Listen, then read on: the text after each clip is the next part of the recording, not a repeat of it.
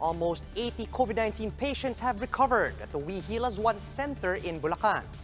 Health authorities have cleared them to go home. And to give us more details on this, we have Pat Mangune. She's reporting live from Bulacan. Pat, good afternoon.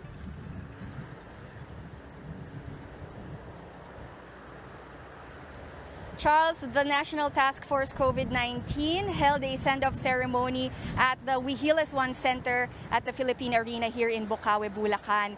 That is for 78 patients who are now free to go home after completing their quarantine period.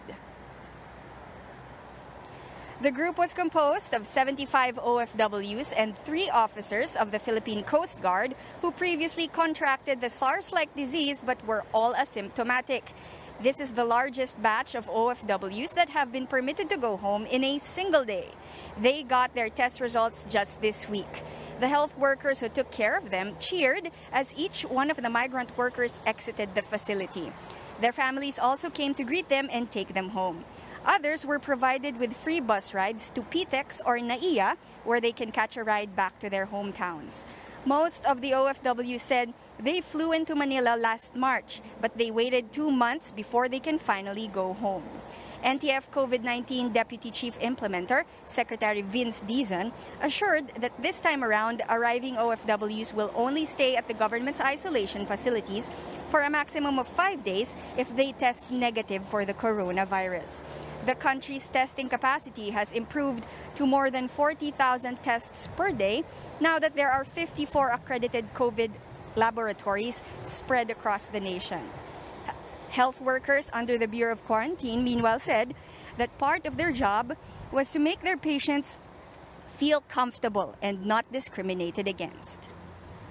Charles, there are 20 more COVID patients remaining at the Wihilas 1 Center at the Philippine Arena, and they are just waiting for their negative test results before they are cleared to go home as well.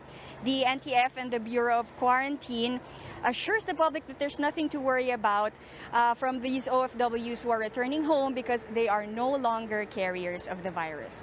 Charles? All right, thanks for that good news heading into the weekend. That was Pat Mangune reporting live from Bulacan.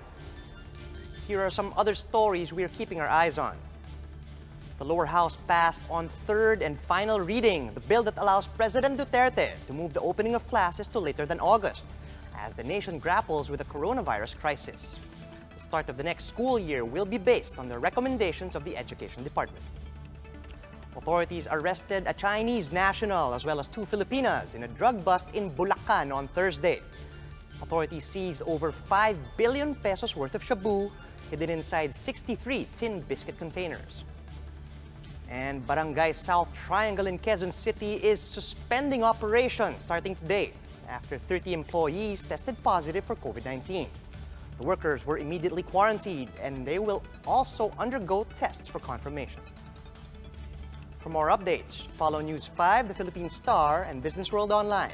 I'm Charles Lejano. We are One News.